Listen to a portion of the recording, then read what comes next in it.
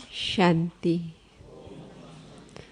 आज के प्रातःकालीन सत्र में आप सभी का हार्दिक स्वागत है और इस सत्र में हमारे बीच में पधारे हैं हमारे आदरणीय राजयोगी भ्राता राजू भाई जी। आपका भी हम एक हाथ से स्वागत करते हैं, अभिनंदन करते हैं, सत्कार करते हैं। राजू भाई जी तो भगवान के महावाक्य सब तक पहुंचाने के निमित्त हैं। न सिर्फ भगवान के महावाक्य सब तक पहुंचाते हैं, लेकिन भगवान का प्रत्यक्षता के लिए आप स्वयं भ्रमण करते रहते हैं।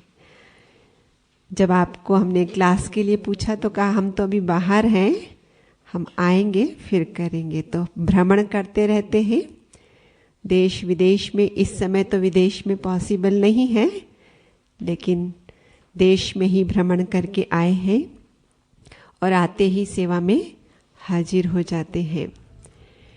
तो राजू भाई जी का जन्म कानपुर में हुआ है, उत्तर प्रदेश की धरनी में। और आपके घर में ईश्वरीय कार्यक्रमों की कहें, ईश्वरीय पढ़ाई की जो एक्टिविटीज हैं, जब चलनी आरंभ हुई आपकी आयु मात्र 4 वर्ष की थी। और इसीलिए ये कहना उचित है कि राजू भाई जी बचपन से ही ज्ञान में हैं। और उसी ईश्वरीय माहौल के अंतर्गत आपने दोनों पढ़ाइयाँ की, लौकिक भी और आध्यात्मिक भी। और करीब 15 वर्ष की आयु में 1971 में आप पहली बार मधुबन में आए और 1 साल के बाद ही आपको इच्छा हुई कि मैं यहाँ पर समर्पित हो जाऊँ। तो 1972 से आप मधुबन में समर्पित रूप से अपनी सेवाएं दे रहे हैं। आरंभ के 4 वर्ष आप विभिन्न डिपार्टमेंट्स में वैरायटी सेवाओं में अपना योगदान देते रहे और उसके बाद 1976 से आपको एक मुख्य जिम्मेवारी दी गई और वो ये कि सिंधी मुरलियों को हिंदी में अनुवाद करवा के लेना और फिर उसको टाइप करके सभी सेवा केंद्रों पर भेजना। और तब से लेकर आज दिन तक आप इस सेवा को बखूबी संभाल रहे हैं। सभी सेवा केंद्रों पर आपके ही डिपार्टमेंट से मुरलियाँ जाती हैं। और इतना ही नहीं, उसके साथ साथ फोटोकॉपी, स्टेशनरी आदि का भी डिपार्टमेंट आप संभालते हैं। और मुरलियों के अलावा भी हमारे पास सेंटरों में आप सभी जानते पत्र पुष्प पढ़ा जाता है, जिसमें परमात्मा के इशारे होते हैं, दादियों की बातें होती हैं, सेवा समाचार होते हैं। उनको भी आप ही कंपोज करते हैं। और जो हमारी एक विंग है, ग्रामीण विकास विंग, उसके आप वाइस चेयरपर्सन हैं। चेयरपर्सन, वाइस चेयरपर्सन हैं आप। और सभी जानते हैं कि उसके द्वारा मतलब ग्रामीण विकास के अंतर्गत जो ये यौगिक खेती करते हैं, और उसमें भी आपने बहुत अच्छा एक्सपेंशन किया है। शांतिवन के उधर जो तपोवन में, उसमें भी यौगिक खेती का बहुत ध्यान दिया जाता है। और न सिर्फ इतना ही, इस विंग के माध्यम से इस यौगिक खेती की इन्फॉर्मेशन सब तक पहुंचा के बहुत स्थानों पर अभी यौगिक खेती होने लगी है और बहुत अच्छे अच्छे रिजल्ट्स भी आ रहे हैं। और न सिर्फ यूं ही सेवा हो रही है, लेकिन बाकायदा यूनिवर्सिटीज़ में इनके ऊपर रिसर्च वर्क और इनके कार्यों को अप्रूवल आदि सब मिल रहा है। तो बाबा की कमाल कहेंगे कि बाबा कैसे हर एक आत्मा को किसी न किसी कार्य के लिए निमित्त बनाकर संसार को जो सतो प्रधान बनाना है, जो सत्युग बनाना है, बाबा अपने बच्चों को उसमें निमित्त बनाते हैं। और साथ साथ दादियों के पास जो लेटर्स आते हैं तो उनके भी जवाब देने होते हैं, उस कार्य में भी आप ही निमित्त होते हैं। तो बहुत सारी जिम्मेवारियां आपके ऊपर है। भट्ठियां कराना, नीचे जब भट्ठियां होती हैं या कोई शिविर आदि होते, हर एक समय में आपकी एक क्लास का योगदान होता है, क्योंकि सारा ही समय बुद्धियों से मुरलियों से ही खेला है। तो ज्ञान के रत्न बहुत कूट कूट कर भरे हुए, इतना ही नहीं आपको दिव्य बुद्धि का भी वरदान प्राप्त है। तो ऐसे हमारे आदरणीय भ्राता जी आज हमें इस विषय पर प्रकाश डालेंगे कि कर्म योगी के साथ साथ हम कर्मातीत स्थिति का अनुभव कैसे करें। आदरणीय भ्राता जी। ओम शांति।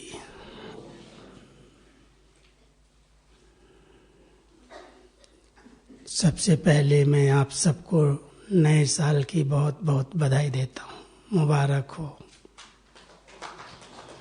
नए वर्ष में और वो भी अव्यक्त मास में बाबा की इस चरित्र भूमि में, तपस्या भूमि में, इस बाबा की कर्म भूमि में आप सबको ये बहुत सुंदर गोल्डन चांस मिला। भले आपके हिसाब से थोड़ी ठंडी ज़्यादा है, लेकिन फिर भी मैं समझता हूँ आप सभी बहुत अच्छा योगी जीवन का अनुभव कर रहे होंगे। ये बाबा की तपस्या भूमि अपने आप कण कण से बाबा की याद दिलाती है। किसी भी स्थान पर चले जाओ, बाबा यहाँ खेलते थे, बाबा यहाँ बैठते थे, बाबा यहाँ बच्चों से मिलते थे, बाबा यहाँ योग करते थे। तो जरूर मधुबन की इस पावन भूमि में आप सब ने 2-3 दिन में बड़े अच्छे अच्छे अनुभव किए होंगे। कर रहे हैं ना सभी? अच्छा लग रहा है ना? जो यहाँ पहली बार रहे हैं वहाँ तो उठाओ, पहली बार। इतने सब, ये तो आधे से ज्यादा है। अच्छा, उनको ही लेके आए, उनको ही लेके आए। अच्छा, इसलिए सब वही हैं, लगभग वही हैं। तो बहुत अच्छी बात है, क्योंकि अभी तो नीचे आते हैं बेहद में और आकर के मिलन मना के वहाँ से ही वापस चले जाते। आते हैं तो यहाँ 4 धाम के दर्शन करके जाते हैं। तो बहुत अच्छा ये चांस आप सब ने लिया है। अमृत वेले से रात तक सभी अव्यक्त मौन की स्थिति का भी अच्छा अनुभव कर रहे हैं। बाबा कैसे कर्मयोगी बनकर रहे, मैं समझता हूँ ये भी बातें हमारी बहनों ने सुनाई होंगी। बाबा की वो लास्ट कर्मातीत स्टेज, जिसमें 1 साल तक विशेष बाबा ने संपूर्ण कर्मयोगी बन करके कर्मातीत स्थिति को आवाहन किया और कर्मातीत बन गए। 68 में विशेष बाबा का जो गहरा पुरुषार्थ चला है, वो बाबा की साकार मुरलियों से भी पता चलता है। कर्म नहीं छोड़ा बाबा ने, कोई भी कर्म। इतनी बड़ी एज में भी बाबा ने कई भवन बनवाए। उस समय ये ट्रेनिंग सेंटर बन रहा था, जो ट्रेनिंग सेंटर शांति स्तंभ के सामने है, ऊपर का फ्लोर बन रहा था। इंद्रप्रस्थ बनने की तैयारी हो रही थी। बाबा की बहुत अच्छी अच्छी प्लानिंग थी। सब कार्य करते, जो भी बच्चे आते उनको हर प्रकार से रिफ्रेश करते। जितने भी बच्चों के पत्र आते, बाबा उन पत्रों का खुद जवाब देते। हर कार्य करते हुए कर्मयोगी स्थिति क्या होती है, बाबा ने उस समय सब बच्चों को ये अनुभव भी कराया। क्योंकि कर्मयोगी आत्माएं कर्म नहीं छोड़ती, लेकिन कर्म के बंधन में नहीं बंधती। तो बाबा ने साकार में वो स्थिति बना करके दिखाई। उपराम, अव्यक्त, अलौकिक, न्यारे प्यारे बन करके बच्चों से मिलन भी मनाया, लेकिन बच्चों को कहीं भी बाह्य मुक्ता में आने नहीं दिया। आप सबने शायद सुना होगा, रोज सवेरे मुरली के पहले बाबा के पास बच्चे आ जाते थे, दादियाँ खास करके, और बाबा को कहती थी बाबा गुड मॉर्निंग। तो लास्ट में बाबा ने ये भी कहा, बच्चे आवाज में क्यों आते हो? ब्रह्मा बाबा, आपकी अलौकिक माँ, आप बच्चों के लिए ब्रह्मा भोजन बना रही है, अंदर अंदर मंथन कर रही है, चिंतन कर रही है। आप आकर के बाबा को क्यों बोलते हो आवाज में गुड मॉर्निंग? बोलने की जरूरत नहीं है। बाबा ने आवाज की दुनिया को जैसे छोड़ दिया, किनारा कर लिया। कर्म नहीं छोड़ा, लेकिन आवाज की दुनिया से एकदम उपराम होते गए। बाबा की इस हिस्ट्री हाल में बाबा के सामने वही हाल था, छोटा हाल।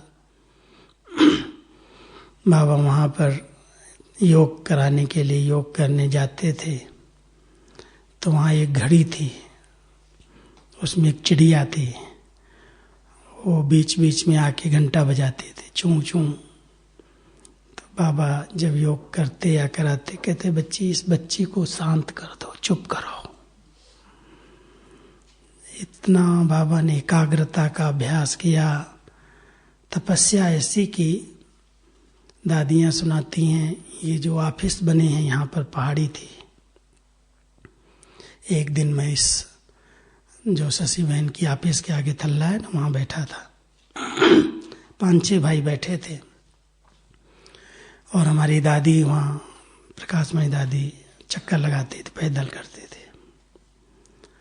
तो एक दिन पैदल करते करते हमारे पास रुक गई। 4-5 भाई हम बैठे थे। कहती है, तुम लोग यहीं पर आके क्यों बैठते हो? अच्छा लगता है यहाँ बैठना? हमने कहा, हाँ दादी, बहुत अच्छा लगता है। कहती, तुमको पता है ये कौन सा स्थान है? हमने कहा, नहीं मालूम है। तो दादी कहती है कि यहाँ पर पहाड़ी थी, समतल ऐसी पहाड़ी थी, और बाबा सवेरे सवेरे 3:30-4 बजे आकर के इस पहाड़ी पर खड़े हो जाते थे, लाइट हाउस बन करके, और हम सब बाबा को घेर लेते थे आकर के। सब जितने भी भाई बहन थे, सब बाबा के चारों ओर खड़े हो जाते थे। बाबा कंटिन्यू लगातार, कभी आधा घंटा, कभी पौना घंटा खड़े खड़े योग की दृष्टि देते थे। पावर हाउस से जैसे पावर आती थी। तो यहाँ पर बाबा ने तपस्या की है, इसलिए आप लोगों को ये स्थान खींचता है। तो इस स्थान पर तो ब्रह्मा ने स्वयं तपस्या की है, इसलिए इस स्थान की बहुत बड़ी विशेषताएं हैं। बाबा यहीं रह करके कर्मातीत बने हैं। लास्ट दिनों में जब बाबा को अव्यक्त होना था, जो आज की मुरली में बाबा का कदम था, कदम सुनाया ना, सुनाते हैं ना कदम, ब्रह्मा बाबा का आज 7वां कदम। उस 7वें कदम में विशेष अंडरलाइन था कि स्वप्न और संकल्प से भी लगाव मुक्त। ब्रह्मा बाबा का वो पुरुषार्थ रहा कि स्वप्न में भी कहीं देह में, संबंधों में, किसी वस्तु में, किसी भी चीज में, स्वप्न में भी लगाव नहीं रहा।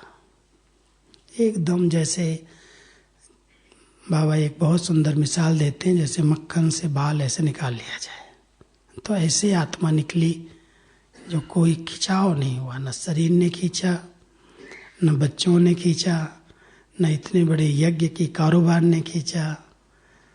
स्नेह तो बहुत था बाबा का, दिल में बाबा के बच्चे रहते थे, बहुत प्यार बाबा करते थे, लेकिन लगाव मुक्त हो गए। कहीं भी किसी भी आत्मा को याद नहीं करना, एक बाबा दूसरा न कोई। लास्ट में जब बाबा ने शरीर छोड़ा है तो दादी ही सर्वसामने थी। दादी के हाथ में हाथ देते, दृष्टि देते चले गए। 8:30 पौने 9 तक मुरली सुनाई है। मुरली सुना करके विदाई लेके, अच्छा बच्चे छुट्टी, ये छुट्टी शब्द किसी के ध्यान पर नहीं आया। अभी हम लोग कैसेट में सुनते हैं, छुट्टी शब्द गेट पर आकर के बाबा ने कहा, और ऐसे छुट्टी लेके हाथ हिला करके क्लास से सब बच्चों से मिल करके कमरे में आके अव्यक्त हो गए।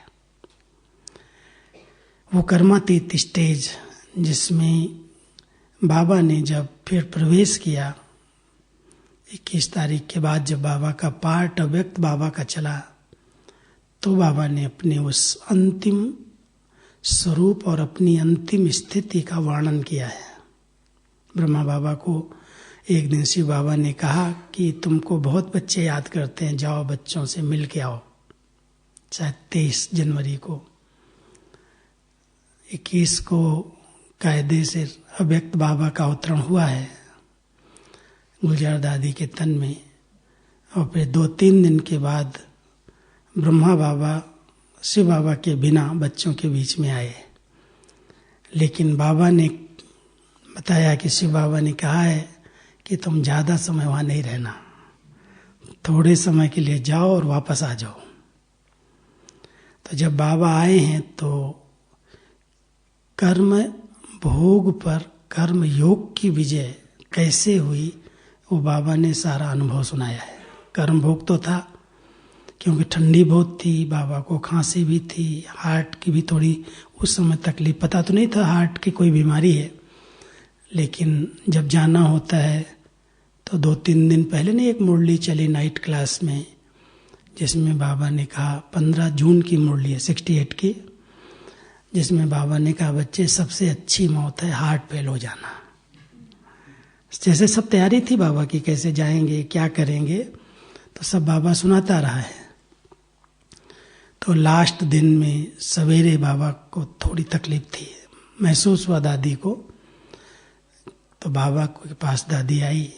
क्योंकि दादी को बाबा ने रोका था, दीदी को भेज दिया यहाँ से, क्योंकि दीदी की थोड़ी ज़्यादा बाबा से बहुत गहरी, क्योंकि बहुत समीप संबंध रहा, तो बाबा ने दीदी जी को तो भेज दिया सेवा पर, और दादी जी आई थी पार्टी लेकर के। दादी प्रकाश मणि को कहा तुम पार्टी भेज दो, तुम रुक जाओ। पार्टी वापस चली गई, 17 को वापस गई है, और 18 को सवेरे सवेरे दादी जी ने देखा कि बाबा को बहुत खांसी और बहुत ठंडी थी। तो दादी ने कहा बाबा आज आप मुरली नहीं सुनाएंगे, मुरली की जगह मुरली सुनाने मैं जाती हूँ, आप यहीं बैठो, योग करो, यहीं रहो कमरे में। तो बाबा को जाने नहीं दिया और खुद जा करके मुरली सुना करके आई। लेकिन बाबा तो जानता तो सब था कि आज का ये लास्ट दिन है। आते ही दादी को बोलता बाबा को कोई तकलीफ नहीं है, चलो चलो जितने बच्चों के पत्र आए हैं वो पत्रों का जवाब देना है। और बाबा उठ करके ईशु दादी के ऑफिस है ना, देखना आप सब पहली बार जो आए हैं, उस ऑफिस में बाबा बैठे, दादी बैठी, ईशु दादी से पत्र पूछे, 40-45 पत्र थे। बोला पढ़ो, सब सुनता गया बाबा और सबका जवाब दिया। हम समझ सकते हो कर्म भोग तो था, लेकिन कर्म भोग की भासना नहीं थी, दर्द था, लेकिन उस दर्द को समाया हुआ था। और वो कर्मयोगी जीवन क्या होगी आप समझ सकते हो कि कर्म कर रहे हैं लेकिन कर्म बंधन नहीं बन रहा। जवाब दे देना सबको, कोई ये न कहे बाबा ने मेरे पत्र का जवाब नहीं दिया। लास्ट पत्रों का जवाब दिया। जवाब देने के बाद कहता बच्ची तुमको पता है कहाँ कहाँ क्या क्या बन रहा है? दादी को क्या पता, दादी तो बॉम्बे में रहती थी। चलो बच्ची आज दिखाते हैं ट्रांसफर कैसे किया आपने को। तो बाबा दादी की अंगुली पकड़ करके शांति स्तंभ जहाँ बनाया वहाँ खेल का मैदान था, बाबा वहाँ खेलते थे, टेनिस खेलते थे उधर। और वो सब दिखा के ये यहाँ ट्रेनिंग सेंटर ये बनाने वाले मिस्त्रियों का परिचय कराया, जो भी काम थे करने वाले उन सब का परिचय दादी को कराया। सबको टोली खिलवाई दादी से कि सबको मिलो, सबसे बात करो, और सारा दिखा के घुमा करके फिर भंडारे में एक एक चीज़ सबसे परिचय कराया। भंडारे में कहाँ क्या रखा है, कैसे है, फिर आगे का प्लानिंग क्या है, क्या क्या करना है। दादी को 1-1.5 घंटा बाबा ने पूरा पांडव भवन घुमा दिया और बाद में आके रेस्ट किया। और शाम को कहता, बच्चे आज जल्दी बच्चों को बुला लो। सवेरे बाबा ने मुरली नहीं सुनाई तो बच्चों को संकल्प चलते होंगे, बाबा शायद बीमार हैं, तबीयत ठीक नहीं है, आज जल्दी क्लास करो। रोज क्लास 9 बजे होता था, उस दिन 8 बजे ही करवा दिया। जब बच्चे आए, बाबा गए, इतनी अच्छी मुरली चलाई, उसमें जरा भी भासना नहीं आएगी कि बाबा अभी लास्ट मुरली सुना रहा है, विदाई लेगा। लेकिन बाबा ने कहा, बच्चे देहाभिमान बहुत कड़ा है, इस देहाभिमान को जीतने में बहुत मेहनत लगती है, अंत तक ये नहीं छूटता है। कर्मातीत बनना तो बहुत मेहनत का काम है। लेकिन बच्चों को कोई निंदा करे तो निंदा स्तुति में समान रहना, निंदक हमारा मित्र होता है। बहुत अच्छी अच्छी मुरली चला के शिक्षाएं दी हैं और लास्ट में विदाई लेकर के कमरे में आके बाबा व्यक्त हो गए, दादी को हाथ में हाथ दे करके। तो कर्म योगी स्थिति क्या होती है, बाबा ने सबको करके सिखाया। कभी भी वैसे भी कहते हैं कर्म संन्यास नहीं होता। कोई कहे मैं कर्म छोड़ करके योग करूं, कर्म करके मैं ये करूं, कोई भी ऐसे जैसे जंगल में जाने वाले सन्यासी कहते हैं हम तो कर्म सन्यासी हैं, और बाबा कहते कर्म सन्यास होता ही नहीं है। तुम अगर भोजन खा रहे हो, चल फिर रहे हो, बात कर रहे हो, तो ये बोलना, ये सांस लेना, संकल्प चलाना, भोजन करना, स्नान करना, ये सब कर्म तो है ना। इसके बिना कैसे रह सकते हो। तो ये कर्म क्षेत्र है, कर्म क्षेत्र पर कर्म के बिना आत्मा नहीं रहती। लेकिन उस कर्म में बाबा की याद समाई हुई हो। कई बार बाबा के शब्द सुने होंगे, हाथ काटे दिल यार डे। हाथों से काम करते रहो और दिल से बाबा को याद करते रहो, और जो कर्म पूरा हो गया बाबा आपने करा लिया, शुक्रिया बाबा आपका। करन करावन हार बाबा अपने किसी भी बच्चे से कोई भी अच्छे से अच्छा कार्य करा लेता है। सिर्फ बच्चा आज्ञाकारी चाहिए बस। मैं तो यही अनुभव करता हूँ कि संगम युग पर प्रभु लीला चल रही है, और इस प्रभु लीला में जो सामने आए, सपूत बने, आज्ञाकारी बने, हाँ जी किया, बाबा के इस विश्व परिवर्तन के कार्य में वो निमित्त बन गए। उनको बाबा ने बहुत बड़ी जवाबदारी दी, तख्त दे दिया। आज उसमें बाबा ने कहा है, लगाव मुक्त जो थे वो त्रिमूर्ति तख्त नसीन होकर के रहे। त्रिमूर्ति तख्त सबसे अच्छा तख्त कौन सा है? पहले तो आत्मा का अकाल तख्त है, पहला तख्त तो ये है। प्रैक्टिस करते होंगे, मैं आत्मा इस अकाल तख्त पर विराजमान हूँ, इस शरीर का आधार लेकर के कर्म कर रही हूँ। कर्म पूरा हुआ, फिर अपने तख्त पर बैठते ही एक लाइट का आभा मंडल बन जाता। पवित्रता के आधार से 3-4 दिन पहले एक वरदान था, जितनी आत्मा शुद्ध पवित्र बनती जाती है उसके चारों ओर एक फरिश्ते की रेस तैयार हो जाती है।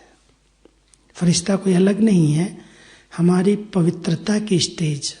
जब सोल कॉन्शियस स्टेज बनती है, आत्मिक स्थिति में हम रहने का अच्छा अभ्यास करते हैं, तो एक बहुत सुंदर आभा मंडल तैयार हो जाता है पवित्रता का। और उस पवित्रता के आभा मंडल में आत्मा जब प्रवेश कर जाती है, अनुभव करती है कि मैं एक लाइट के शरीर में हूँ, तो वही फरिश्ता ड्रेस है। वो फरिश्ता ड्रेस संगम युग का लक्ष्य है। ये कंबाइंड स्वरूप कर्म योगी आत्माओं को बार बार अनुभव करना है कि मैंने कर्म किया, शरीर का आधार लिया, इसमें प्रवेश किया, कर्म पूरा हुआ, अपने लाइट की ड्रेस में चले गए। लाइट की ड्रेस में जाना माना इसने शरीर से निकल जाना। शरीर से निकल के आत्मा तो 1 मिनट भी जली जाएगी तो शरीर क्या हो जाएगा? मिट्टी हो जाएगा, जड़ हो जाएगा। आत्मा तो इस शरीर से कभी भी निकलती नहीं है। जब अंत आता तभी से निकल के दूसरे शरीर में जाती है, और जाती है तो भी साकार सृष्टि पर बिना शरीर के नहीं जाती और आती। उसको भी शरीर चाहिए, सूक्ष्म शरीर चाहिए, लाइट का शरीर चाहिए। अभी मैं कल हैदराबाद में था तो एक बड़ी अच्छी बात एक भाई ने सुनाई मुझे।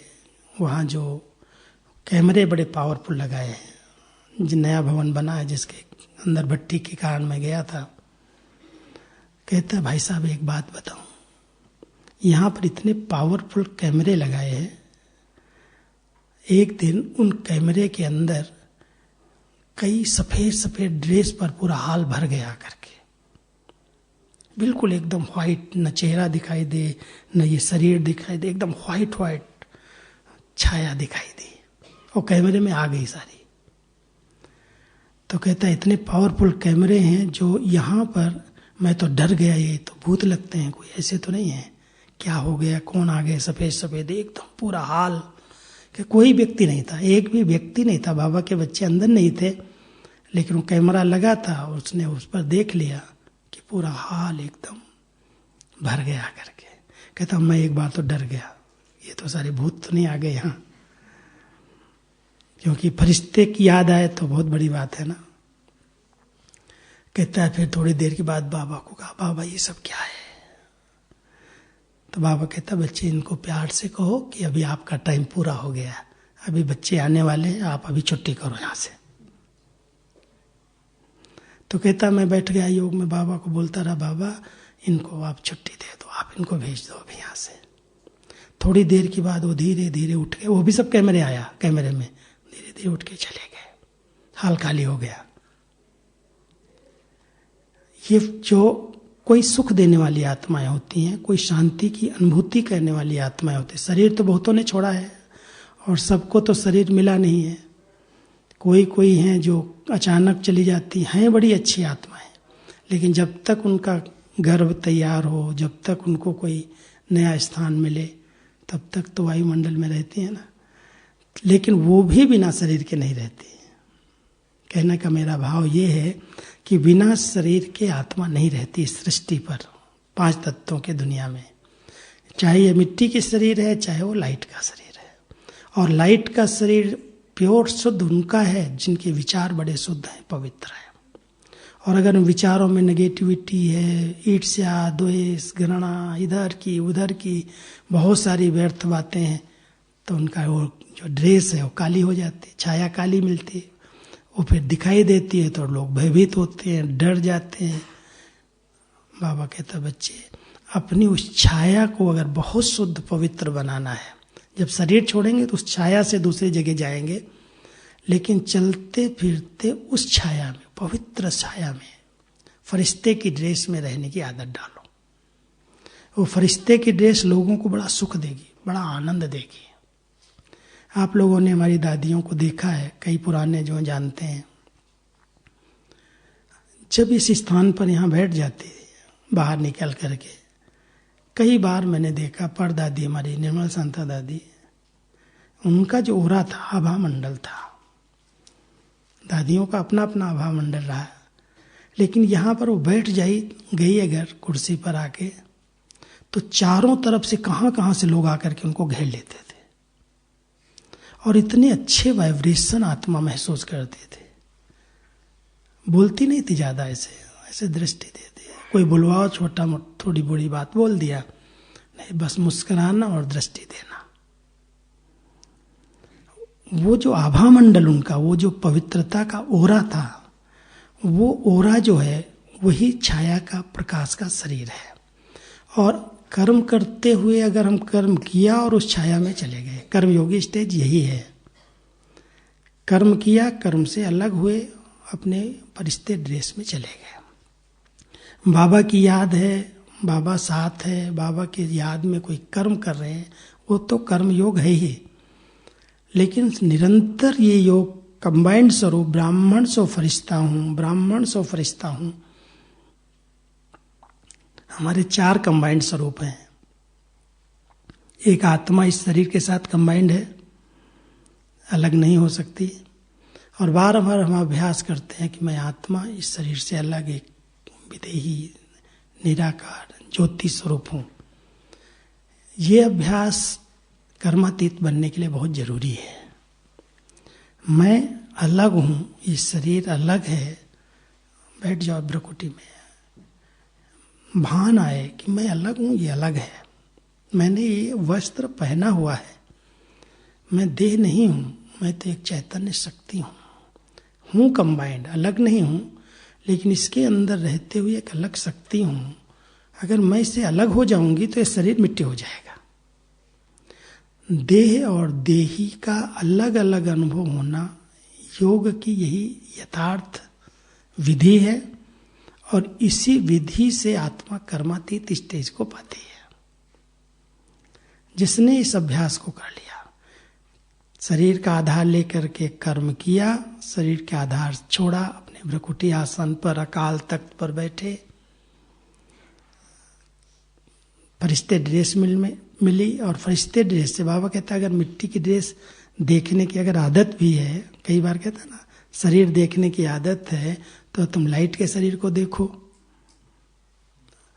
जब लाइट के शरीर में खुद रहोगे तब तो दूसरे के लाइट के शरीर को देख सकोगे। खुद ही मिट्टी की ड्रेस में बैठे हैं देहमान में, ये बड़ा सुंदर है, ये बड़ा ना ऐसा है, फलाने की नाक ऐसी, कान ऐसे, इसका चेहरा ऐसा। तो अगर वो देहमान वाला चिंतन है तो फरिश्ता ड्रेस कैसे बनी, कर्मातीत कैसे बनेंगे। तो कर्मातीत स्टेज कोई अलग नहीं है। बाद में जब आत्मा संपन्न संपूर्ण बन जाती है तब वो शरीर छोड़ के फरिश्ता ड्रेस संपूर्ण ड्रेस में चली जाती, जैसे ब्रह्मा बाबा गए। लेकिन बाबा चाहते हैं कि मेरे बच्चे इस क्षेत्र में कर्म के अंदर रहते हुए कर्म योगी बन करके कर्मातीत स्थिति का अनुभव करें। हमारी दादी जानकी जी बहुत ही बात हम लोगों को कहते हैं, अरे कर्मातीत स्थिति का अनुभव किए बिना कैसे हम जाएंगे?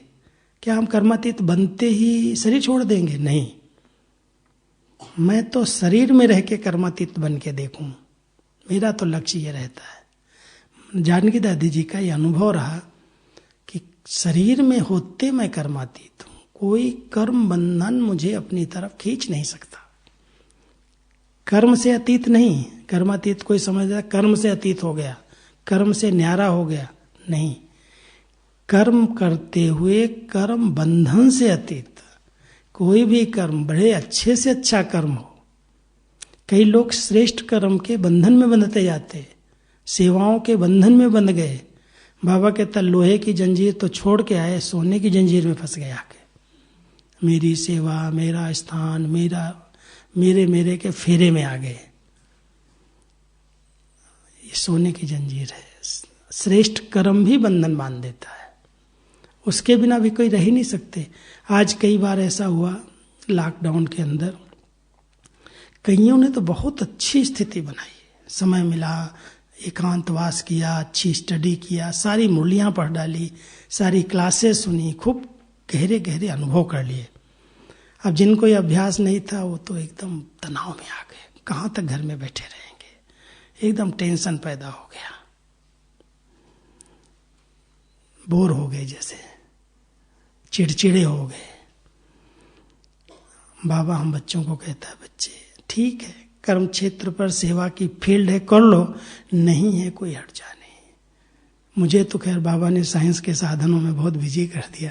मैंने कभी नहीं सोचा था जितनी क्लासेज मैंने शायद 45 साल में नहीं कराई होंगी, वो 8 महीने में करा लिया। इतनी सारी, रोज 4, 3, 4। अभी भी आज के दिन 3 है। कल ही मैं आया हूं, कल भी 3 बुक हैं, परसों से अलग बुकिंग है। पूरे जनवरी मास में भाई साहब एक क्लास करा दो, ऑनलाइन करा दो। ठीक है बहन जी, नोट करा दो। ठीक है, बिजी हैं, नया चिंतन चलता है, विचार सागर मंथन चलता है अपने आप में। बाबा कहता व्यर्थ से मुक्त होने की बड़ी अच्छी विधि है। इधर उधर के व्यर्थ जाता नहीं, कहाँ क्या हो रहा है, कौन क्या कर रहा है, मुझे कुछ पता ही नहीं है। एक तरफ बाबा की मुरली तैयार करनी, एडवांस में सबको देना है, सबको ये नहीं लगे कि भाई मुरली छप नहीं रही है, मेरे पास नहीं पहुंची, मेरी भाषा में ट्रांसलेशन नहीं हुई, पत्र पुष्प भी जाए, मुरली भी जाए, सबको हमारी तरफ से कोई कमी नहीं पड़े। बाकी जिनके पास कोई साधन नहीं है, उनको नहीं मिलती, तो मैं क्या करूं।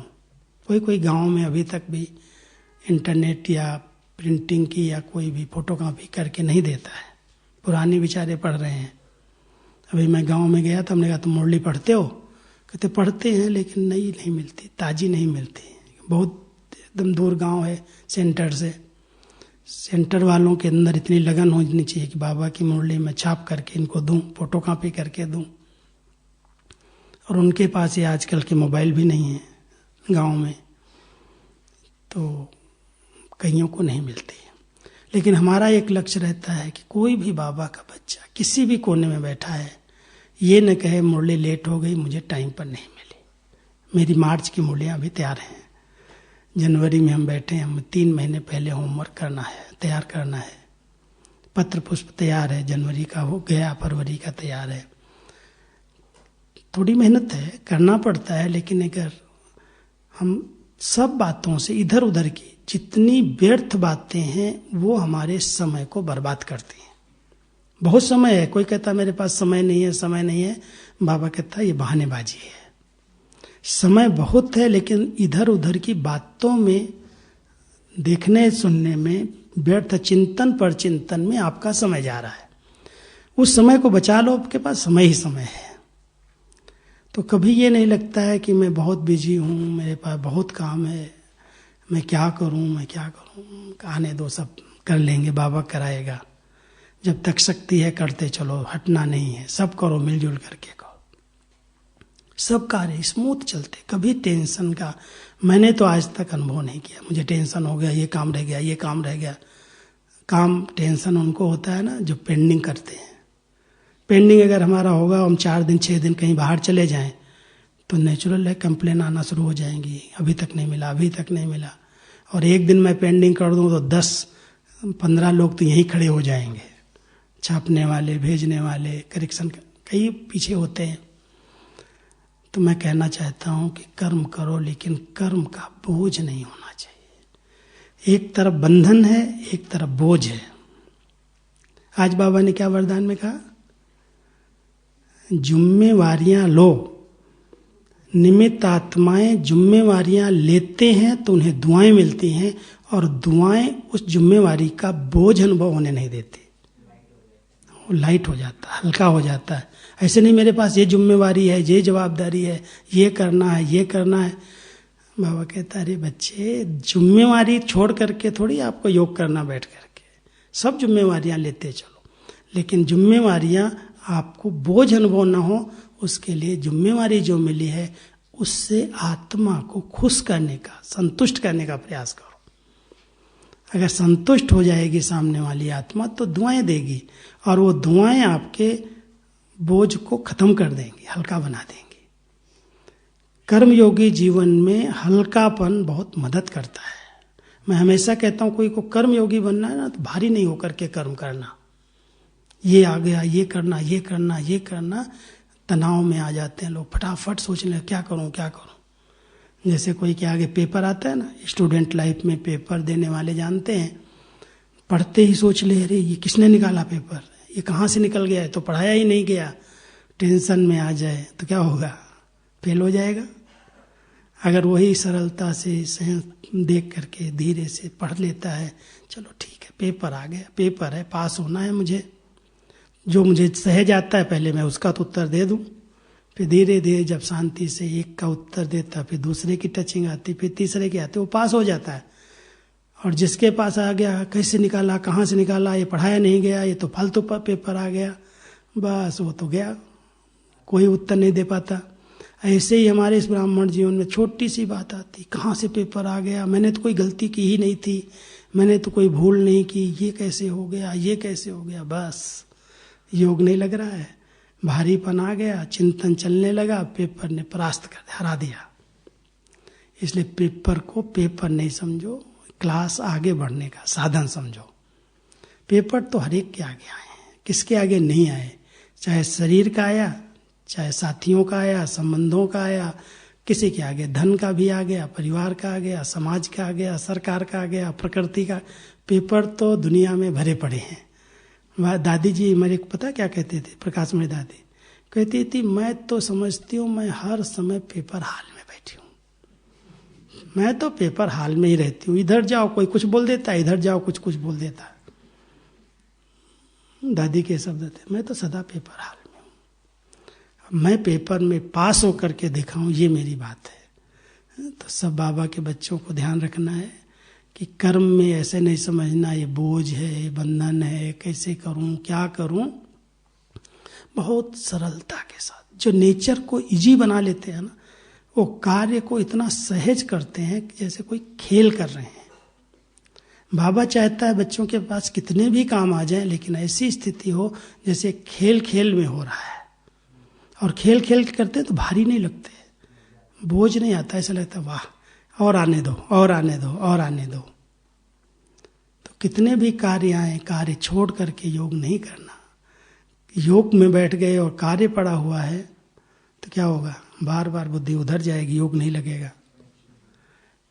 योग में है फिर भी बाबा कहता है चलो आपको सेवा याद नहीं आनी चाहिए, कट करो वहां को विचारों को, लेकिन छोड़ करके योग कर रहे हो तो कभी वो विचार कट होंगे नहीं, मेहनत लगेगी। इसलिए कोई भी कर्म है, मिल रहा है, कर्म करते हुए हल्के होकर के करो।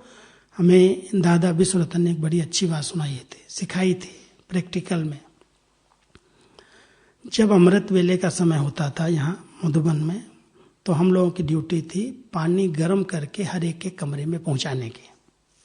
उधर योग चल रहा है और उधर हम लोग पानी गर्म करके सवेरे सवेरे सबके बहनों के कमरों में 2 बाल्टी 3 बाल्टी गरम गरम पानी पहुंचाना सवेरे सवेरे। योग छूट जाता था हमारा। फिर उधर मुरली क्लास होता था तो हम लोग धोबी घाट पर चले जाते थे। तो कभी कभी संकल्प चलते थे कि हमारी मुरली भी मिस हो गई, योग भी मिस हो गया। मिस करने की मना करता है बाबा, नहीं करना चाहिए। तो दादा कहता था कुछ भी मिस नहीं होता, अगर तुम्हारी लगन है ना तो वो जब काम पूरा हो गया तो कर लो। लगन चाहिए, लगन है तो कोई भी कार्य छूटता नहीं है।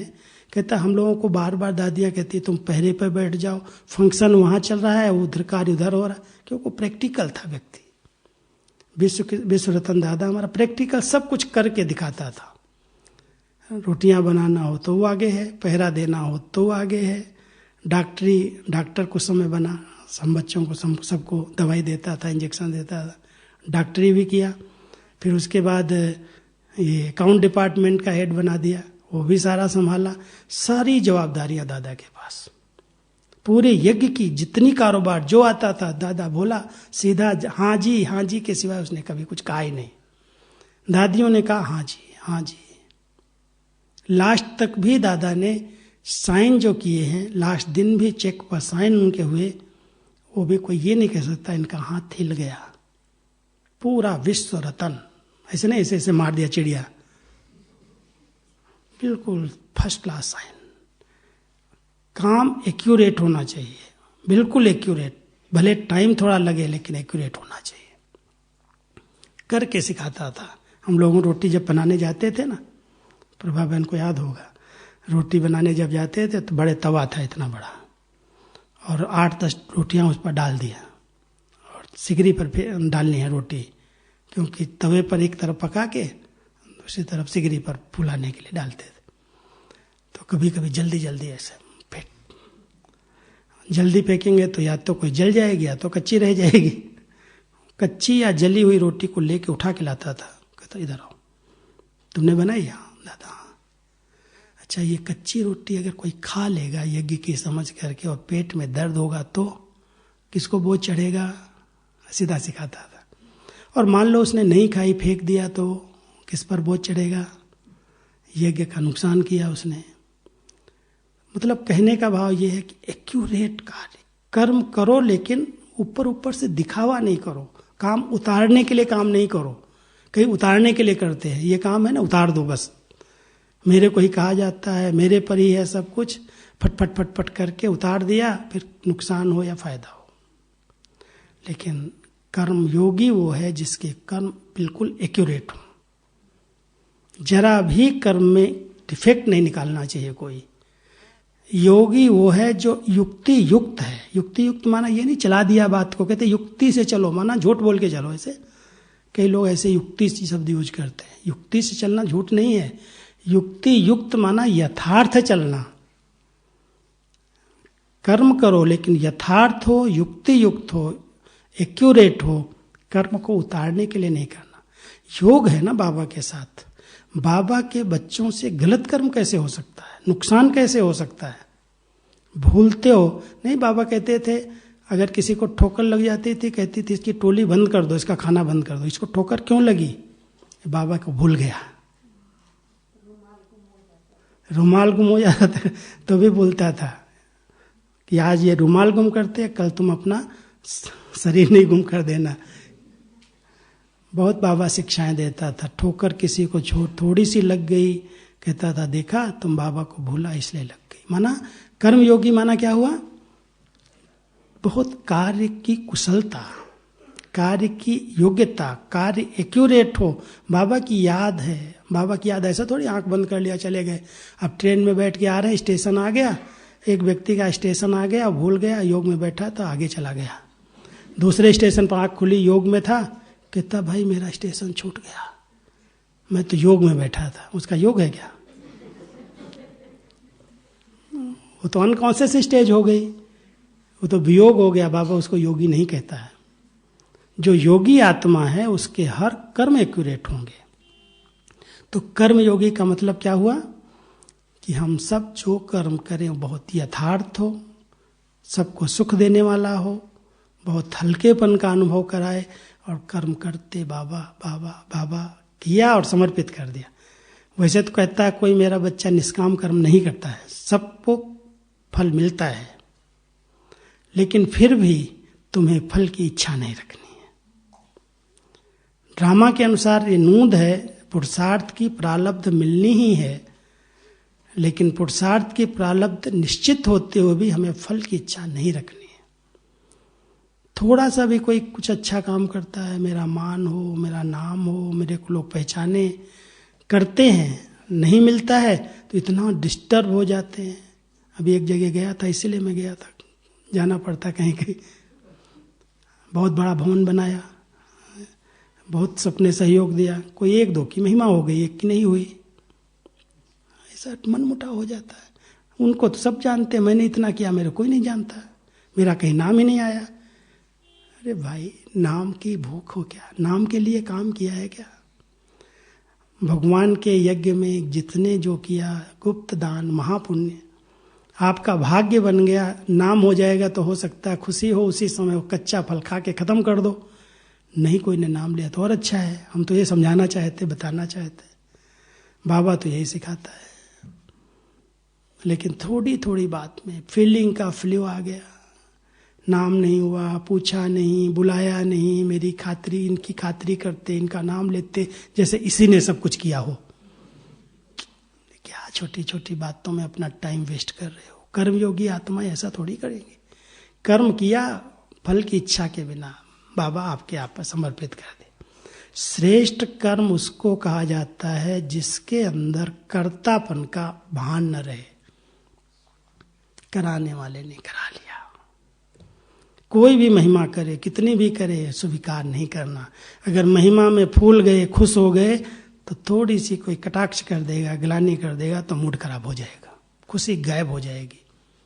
इसलिए इस बात को बहुत अंडरलाइन करना है कि ठीक है बाबा ने कराया, उसके बच्चे हैं, उसका कार्य है। मेरे कोई कहता ना आपने जो क्लास कराया वो मेरे ऊपर ही कराया, आपने कहा मैंने नहीं कराया बहन जी, बाबा को उसके अनुसार कुछ बात कहलानी होगी। मैं तो बाबा की याद में बैठा था, बाबा को कहता हूँ बाबा इन बच्चों को जो देना है दे दो, आपके बच्चे हैं, मैं तो निमित्त मात्र आपका हूँ। बिल्कुल निर्माणता के साथ बाबा का आह्वान करो, बाबा को अपना साथी बना लो।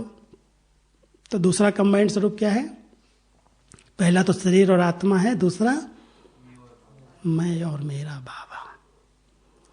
सदा कहता है बच्चे मुझे कंबाइंड रख करके चलो, अकेलेपन का अनुभव नहीं करो। अकेले हो जाओगे तो माया आएगी, परेशान करेगी, पछाड़ देगी। इसलिए बाबा मेरा साथी है बस। कहाँ साथ रहता है वो? ये दूसरा तख्त नहीं है, पहला तख्त ही अकाल तख्त। दादी क्या कहती थी? मेरे को अपने, बाबा कहता है मेरे को अपने दिल में बिठा लो। अब दिल ये नहीं, यहाँ नहीं बैठता आकर के हो, ये तो शरीर का अंग है। मन की शुद्ध भावनाएं वही दिल है। बहुत प्यार भरा संकल्प, बहुत शुद्ध भावनाओं वाला संकल्प। जरा भी उसमें अगर खोटापन है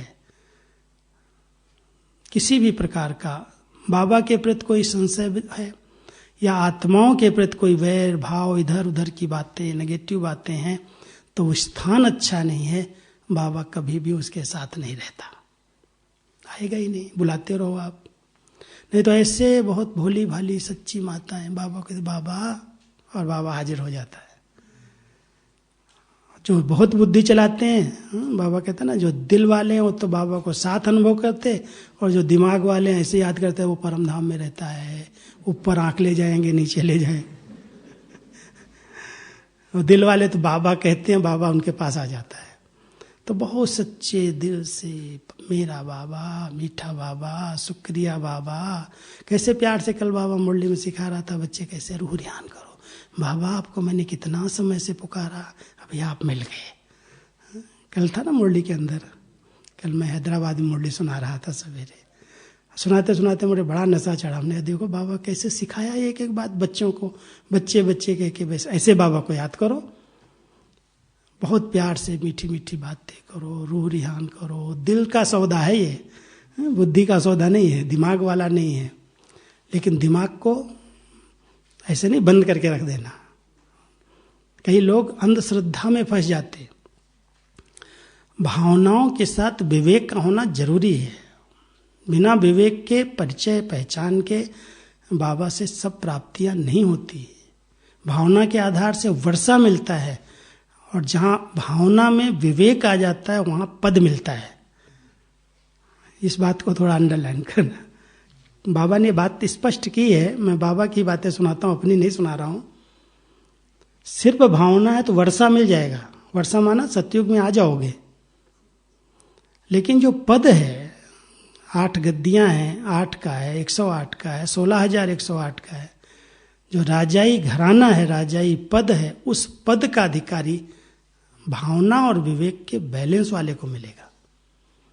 क्योंकि वो अंधश्रद्धा से बाबा नहीं कह रहा है, वो पहचान करके कह रहा है, निश्चय से कह रहा है।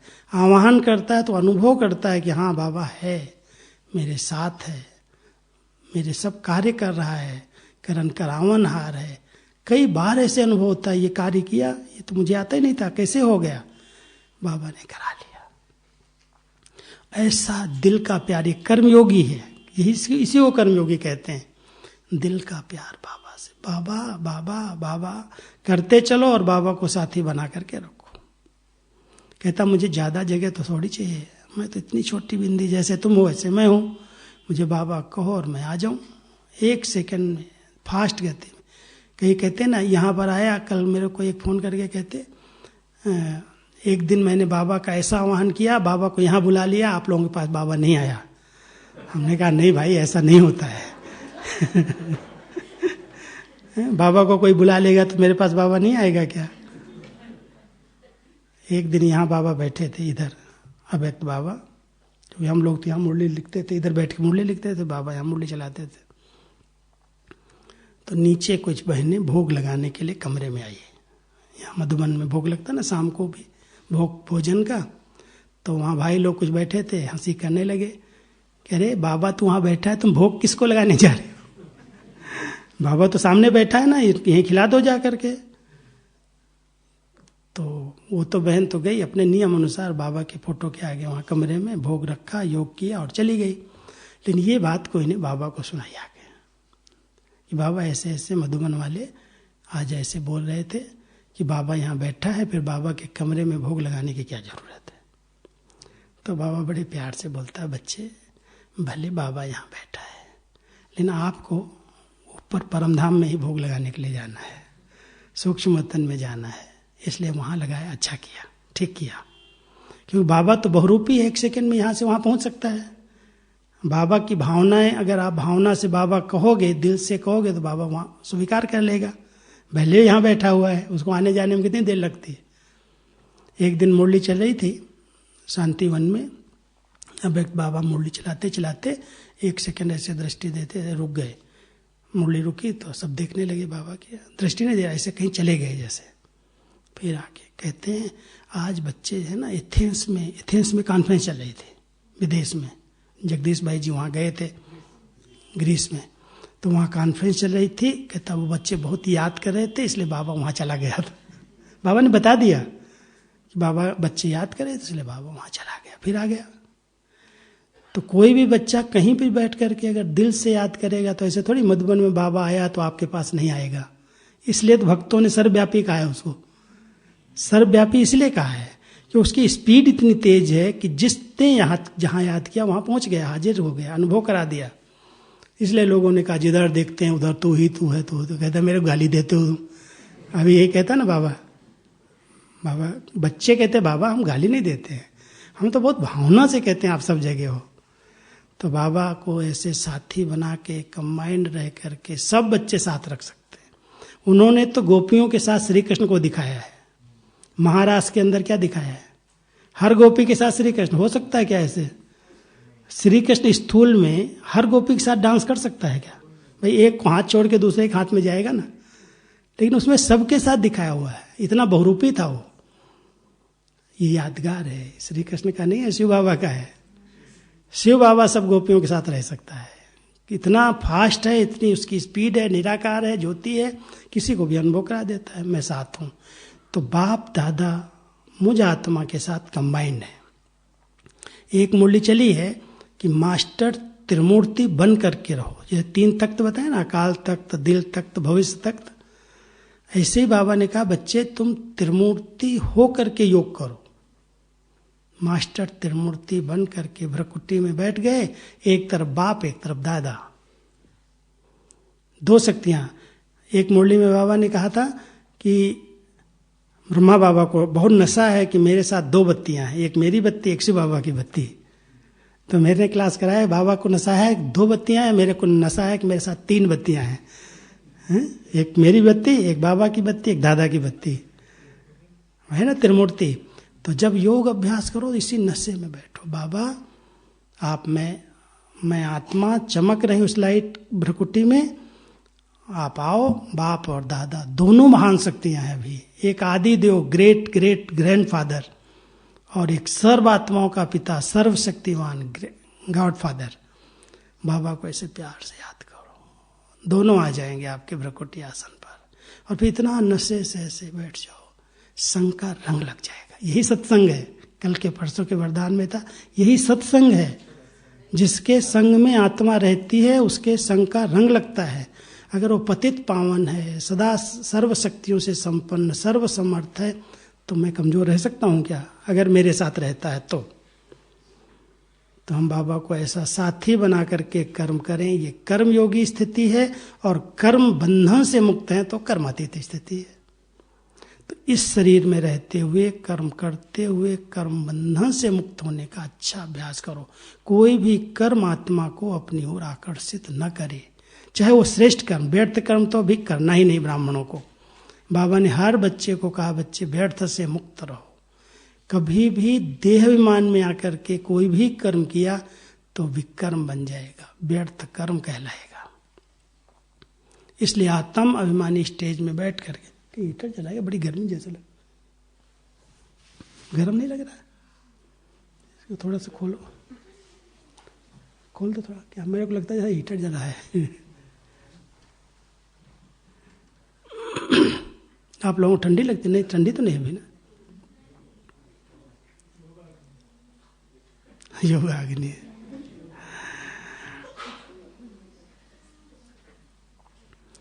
तो कर्मातीत स्थिति की कई निशानियां कर्म योगी आत्माओं के जीवन से दिखाई देती हैं। जब वो संपूर्ण बन जाएगी, तीसरा जो कंबाइंड स्वरूप है ना, ब्राह्मण सो फरिश्ता। ब्राह्मण सो फरिश्ता, मैं ब्राह्मण हूं और सदा याद रहता है कि कर्म किया, कर्म से अलग हुए, फरिश्ता हूं। और चौथा स्वरूप है, चौथा स्वरूप कौन सा कंबाइंड है? चतुर्भुज हूं। नर और नारी दोनों के संस्कार हर एक के अंदर है। इसलिए कभी नहीं कहना कि मैं तो फीमेल हूं, ये काम तो भाइयों का है, मैं कैसे कर सकती हूं। भाई सोचे ये काम तो बहनों का है।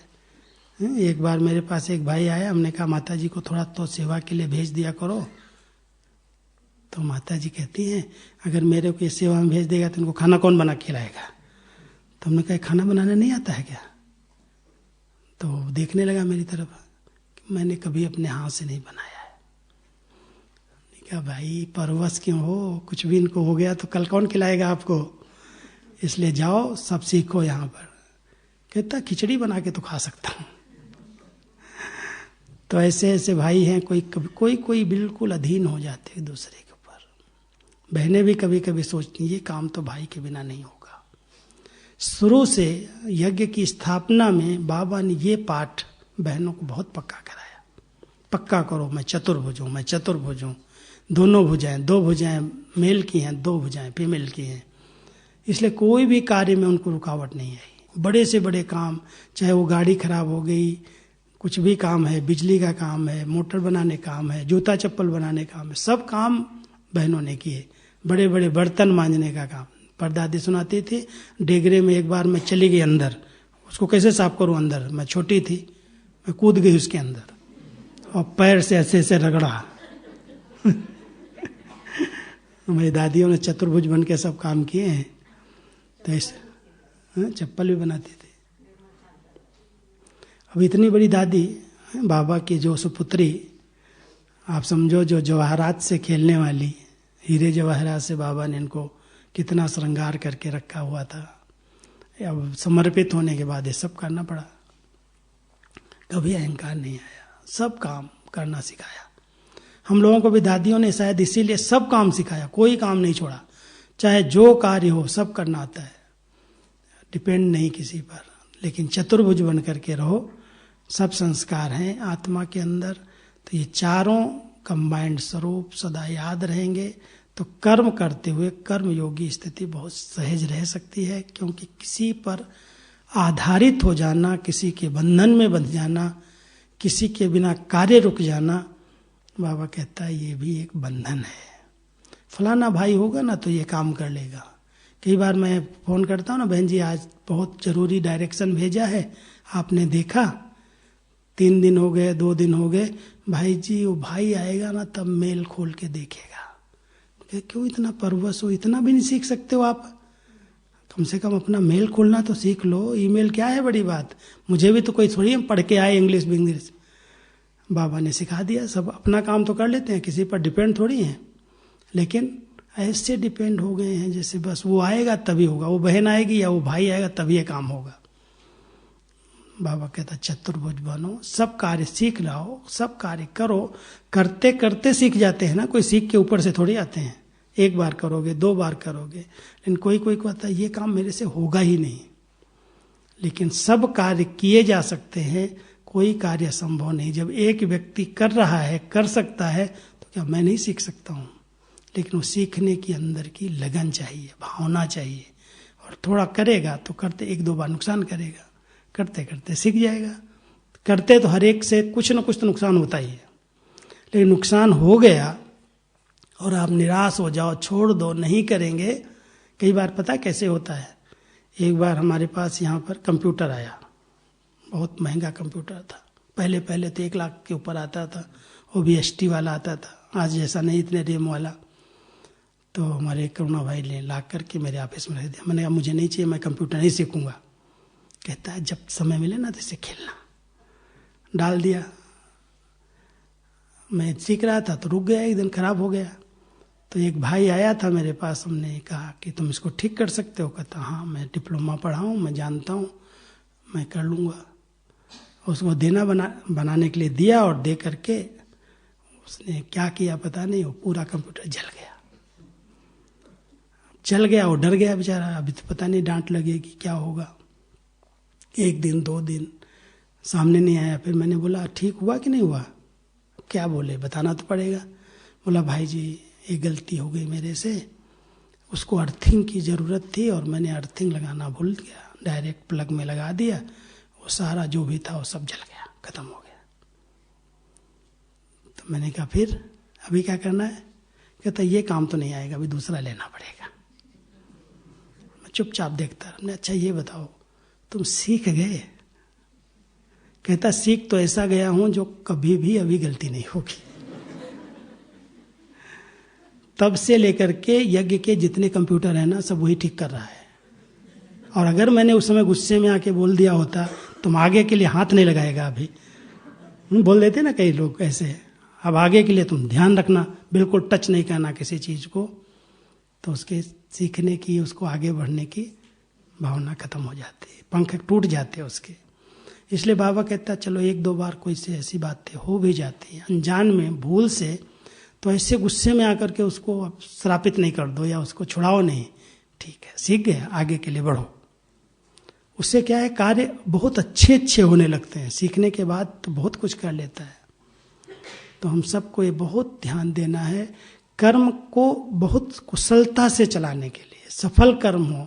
हमारा बाबा का यज्ञ है, नई दुनिया की स्थापना का कार्य, कितना बड़ा विशाल कार्य भगवान को कराना है और अपने अनजान बच्चों से कराना है। जो बहुत जानकार हैं, पढ़े लिखे हैं, उनको यूज नहीं कर रहा है बाबा। बहुत बड़ी बात है, ये भी आप देखना। क्यों नहीं यूज करता है? उसके पीछे भी राज है। कौन सा राज है? क्योंकि अगर उनको यूज करेगा तो उनकी अपनी बुद्धि उसमें मिक्स हो जाएगी। समझ रहे हैं मेरी बात? मान लो आज जिस डिपार्टमेंट को मैंने देखा है, संभाल रहा हूं, मेरे को इसके विषय में ज्यादा कोई पढ़ाई लिखाई इधर उधर का ज्ञान नहीं है जो मैं उसमें कोई चीज मिक्स करूं।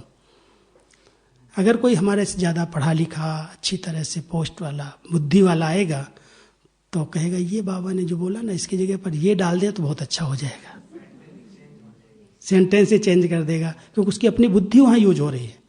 और हम लोगों के पास बाबा ने कहा बुद्धि नहीं रखो तुम अपनी, मैं बुद्धि यूज कराऊंगा तुम्हारी। तो बाबा अपने बच्चों को ऐसे यूज करता है कि जिसमें कोई भी अपनी बुद्धि, अपनी मनमत ऐड न कर दे। तो बाबा के जो कार्य चल रहे हैं ना, मैं देख रहा हूं, करण करावनहार बाबा किसी भी बच्चे से, इसलिए कभी ये नहीं सोचो ये जो बहनें हैं ना ये तो छोटी हैं, ये तो पढ़ी लिखी नहीं है, इनके आगे इतना बड़ा VIP आएगा, क्या समझाएंगी? क्यों ऐसा संकल्प करते हो? क्या समझाएंगी? अरे बाबा उनके द्वारा कुछ भी समझा सकता है। बड़े बड़े बच्चों को समझाया है ना। आज हमारी दीदी जी कितनी पढ़ाई की थी मालूम है? कितनी पढ़ी थी दीदी?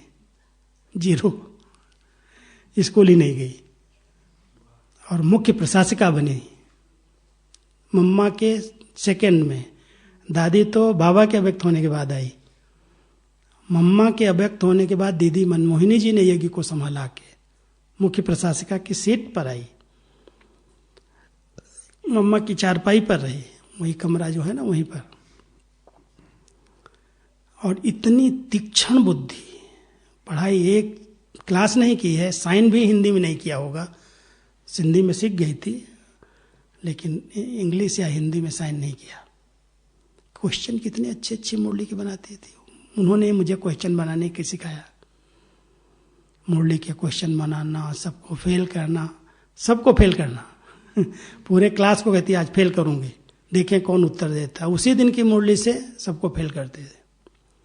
और इतनी तीक्ष्ण बुद्धि, 1 सेकंड में कोई सामने आ जाए ऐसे परख लेती थी, पूरा इतिहास जान जाती थी, इसका बैकग्राउंड क्या है, ये आगे कैसे चल सकता है। बाबा ने उनको बुद्धि को बहुत धूरादेशी बना के दिया, विशाल बना के दिया, क्योंकि उनको अपनी बुद्धि का अभिमान ही नहीं था। बाबा कराने वाला है, बाबा के बच्चे हैं, बाबा का कार्य है, हर पल बाबा बाबा बाबा। जब स्थापना में जब बाबा व्यक्त हो गए ना, बाबा ने कहा कि बच्चे बाप कहीं गया नहीं है, बाबा ने सिर्फ कमरा चेंज किया है, कमरा चेंज किया, ये बाबा के शब्द थे। कमरा चेंज किया है, जब चाहिए दीदी दादी गुलजार दादी को लेंगे, अभी बाबा को बुला के ले आओ। मैं समझता हूँ जितने स्थान है ना, चाहे दीदी का कमरा है, चाहे छोटा हाल है, चाहे बाबा कमरा है, हर जगह पर बाबा गुलजार दादी को बिठाया, अभी अभी जाओ बाबा को बुला के ले आओ, ये काम है, ये पूछना है। मुरली नहीं चलाई उस समय, सिर्फ गई और बाबा आए या ट्रांस में गई, मैसेज आया, उसके बाद कार्य किया। ऐसे बाबा को यूज किया है। एक बार गाड़ी आई, एक कार, पहली कोई ने कार गिफ्ट दिया यज्ञ को, क्यों बेगरी पार्ट में तो सब खत्म हो गया था ना। तो जब पहली कार आई हम लोगों के सामने, बाबा के सामने नहीं आई, अव्यक्त होने के बाद आई। तो दादी तो पहले टैक्सी में ही चलती थी, बाहर की टैक्सी में ही जाती थी। तो फिएट गाड़ी आई थी, फिएट उस समय चली थी नई। तो गाड़ी लेकर के एक ड्राइवर, गुलजार दादी, दीदी और दादी, 4 जने बैठ करके चलो इसका उद्घाटन करेंगे। और बैठ करके गए, अनादरा पॉइंट पर खड़ा कर दिया। अनादरा पॉइंट पर खड़ा करके कहती है गुलजार दादी को, गुल, इस गाड़ी में जब तक बाबा नहीं बैठेगा ना तब तक दादी नहीं बैठेगी। तुम जाओ बाबा को ले आओ, बुला लो। गाड़ी खड़ी है वहीं अनादरा पॉइंट पर। गुलजार दादी बैठे बैठे कार में बाबा को ले आई, ट्रांस में गई और बाबा आ गए। गुलजार दादी को बाबा को ऐसे दादी ने उतारा, सारा गाड़ी दिखाई, बाबा ये गाड़ी मिली है, आप इस पर नारियल तोड़ो। अरे बच्ची, ये गाड़ी क्या, गाड़ियों की तो लाइन लगने वाली है।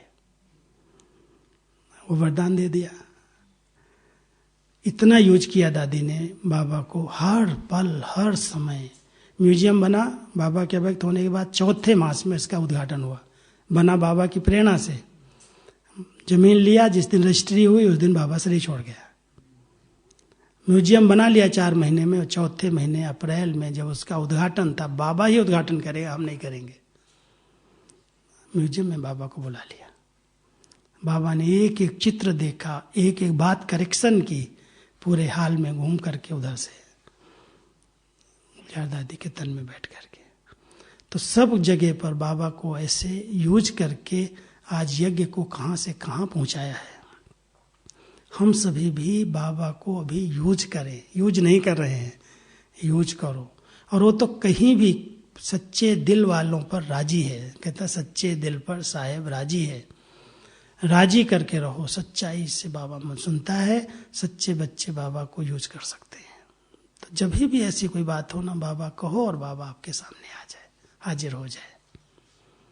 तो ऐसे कर्म योगी बन करके अगर रहेंगे, साथ साथ रहेंगे, कंबाइंड हो करके कर्म करेंगे, तो कर्म बांधेगा नहीं। कर्म किया और न्यारे हो गए, हल्के हो गए, वो कर्मातीत स्टेज आ जाएगी, जिसके अंदर कोई स्वार्थ नहीं है, नाम मान शान की इच्छा नहीं है, कोई अपनी कामनाएं नहीं है। करन करावनहार बाबा करा रहा है, हम लोग तो खेल कर रहे हैं, निमित्त हैं। तो सभी निमित्त भाव से जो कुछ बाबा करा रहा है, क्वेश्चन नहीं करना, ऐसा होगा, ऐसा करें या न करें। कई लोग दुविधा में रहते हैं, और दुविधाएं खत्म करने का एक अच्छा साधन जो यूज करना चाहिए, लाइन क्लियर है तो बाबा की टचिंग आएगी। एक बहुत अच्छा प्रयोग कई लोग कर रहे हैं, मुझे अच्छा लगता है।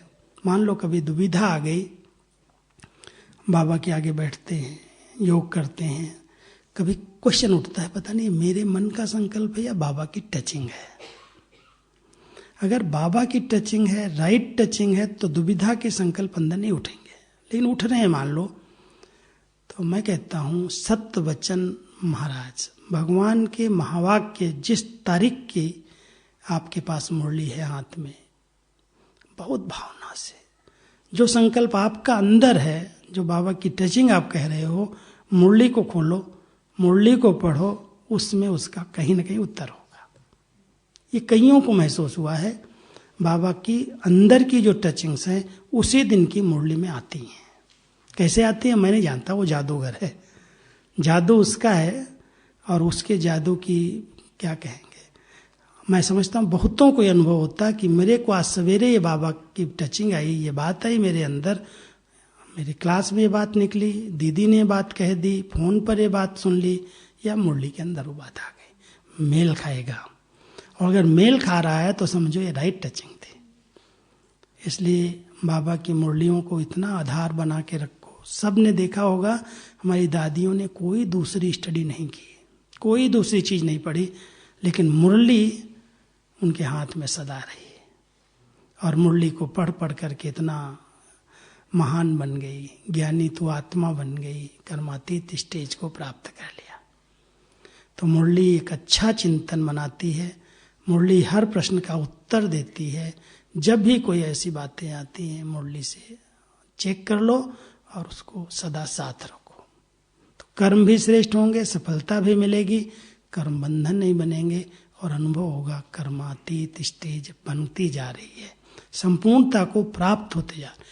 जो कमियां हैं, कमजोरियां हैं, संस्कार हैं, वो योग बल से धीरे धीरे समाप्त होते जा रहे हैं। समाप्त हो रहे हैं, उसकी निशानियां क्या होंगी? हल्के होते जाएंगे, सहज योगी जीवन बन जाएगी, बोझ नहीं लगेगा, भारीपन नहीं लगेगा, उलझन नहीं पैदा होगी, हल्का रहेंगे। इसलिए कई लोग पूछते हैं अगर विकर्म विनाश हुए तो उसकी क्या निशानी है, विकर्म बन रहे हैं उसकी क्या निशानी है, वो हम ही चेक कर सकते हैं। अगर खत्म हुए हैं, हल्के हुए हैं, तो जो संस्कार बार बार इमर्ज हो जाते हैं स्वप्न में, संकल्पों में, बोल में, वो धीरे धीरे समाप्त हो जाते हैं, वो फिर नहीं उत्पन्न होते। उत्तेजनाएं जो इंद्रियों की वो भी शांत हो जाती हैं, शीतल हो जाती हैं, वैर भावनाएं खत्म हो जाती हैं, सब अच्छे लगने लगते हैं। जो परसों की मूल्य में ना 2 बातें थी, निस्वार्थ और निर्दोष। एकदम आत्मा निस्वार्थ भाव से सेवा करती है, कोई स्वार्थ भावना नहीं रहती और कोई भी किसी के दोष दिखाई नहीं देते, किसी की कमी कमजोरियों पर ध्यान नहीं जाता। अगर संस्कार चेंज हुए हैं, विकर्म विनाश हुए हैं, तो ये निशानियां उसके प्रैक्टिकल जीवन में दिखाई देती हैं। आत्मा बहुत अंदर से प्रसन्नचित्त, सब प्राप्तियों से भरपूर, सदा संतुष्टता का अनुभव करती है। अगर ये निशानियां आपको दिखाई दे रही हैं, माना आपने योग जो किया उससे विकर्म विनाश हुए हैं। और अगर नहीं हो रहे हैं तो कहीं ना कहीं एक तरफ विनाश कर रहे हैं और दूसरी तरफ बना रहे हैं। कई ऐसे कर्म हैं जो बंधन बना देते हैं। किसी को हम कोई चीज ऐसी दे देते हैं, किसी पर आधारित हो जाते हैं, किसी की बातों को वायुमंडल में फैला देते हैं, किया उसने है और हमने इधर उधर वर्णन कर दिया, तो वो भी एक बंधन बन जाता, वो भी एक बहुत बड़ा विकर्म है। कहते हमने तो कुछ किया ही नहीं, हमने नहीं किया, लेकिन अगर किसी ने किया और उसकी बात को मैंने ग्रहण करके, स्वीकार करके दूसरों तक पहुंचा दिया, तो उस विकर्म में हम भी हिस्सेदार बन गए, उस विकर्म का भी बोझ हमारे ऊपर चढ़ गया। और अगर वो बोझ चढ़ भी रहा है तो कई बार ऐसे हिसाब किताब आ जाते हैं जो आत्मा कहती है मैंने तो कुछ किया ही नहीं, मेरे पर क्यों आया, किया तो उसने था, भोगना मेरे को आ रही है। कारण यही है कि उसने किया लेकिन हमने उस बात को इधर उधर वायुमंडल में फैला दिया, उसका बोझ चढ़ गया। तो वर्तमान समय संगम युग पर हमें अपने बोझ उतारने हैं, घर जाने का समय है, बंधनों को काटना है, कर्मातीत बनना है, तो बहुत अटेंशन देने की जरूरत है। चढ़ाई ऊंची है, फिसलन वाला रास्ता है, संभल संभल के चलना है, नहीं तो ऊपर से गिरे तो कहते हैं चढ़े तो चाके प्रेम रस, गिरे तो चकनाचूर। इतना अटेंशन रखना पड़ेगा, नहीं तो कहीं भी पांव फिसल सकता है, क्योंकि चारों तरफ माया चांस लेने के लिए घूम रही है, कब अलबेला बने और कब मैं इसको पकड़ूं। तो इसलिए बहुत अलर्ट होकर के बहुत सावधानी से चलते चलो, मंजिल हमारे साथ है, सामने है, पहुंचना तो है ही। और बाबा कहता है तुम नहीं चलोगे तो और कौन आएगा, आपको ही कर्मातीत संपन्न बनना है। बाबा बनाने वाला बना रहा है, हम सब विकर्मों से मुक्त होकर के रहें। तो चलो अभी हम कुछ समय के लिए योग करें, 5-7 मिनट के लिए तो अशरीरी बन जाओ।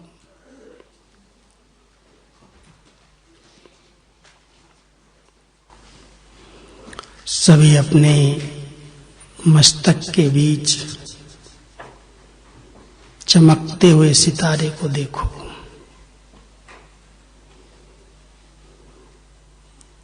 लाइट और माइट से संपन्न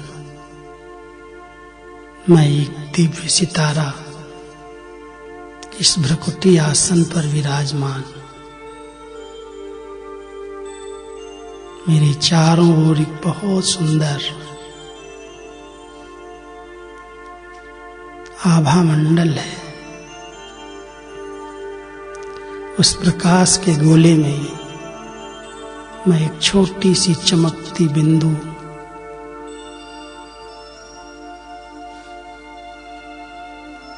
इस साकार वतन से पार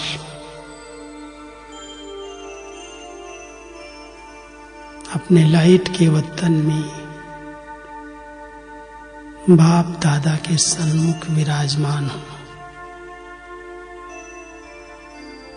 बाबा का वरदानी हाथ, उनकी शक्तिशाली स्नेह की किरणें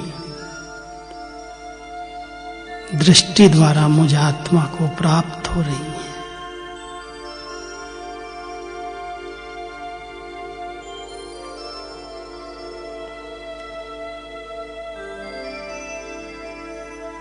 बाबा मुझ आत्मा को समान भाव का वरदान दे रहे हैं। ओम शांति। तो भ्राता जी ने आपको वैकुंठ रस चखने, प्रेम का रस चखने के लिए सीढ़ियां ऊपर ही ऊपर चढ़ते रहे, फिसले नहीं, ऐसी सुंदर युक्तियां बताई। इसके लिए हम भ्राता जी का एक हाथ से बहुत बहुत धन्यवाद करते हैं। तो हम सब, हमारा लक्ष्य ही है सीढ़ियां ऊपर चढ़ते चढ़ते वैकुंठ रस चखना और कर्मातीत स्थिति को प्राप्त करना ब्रह्मा बाप जैसे।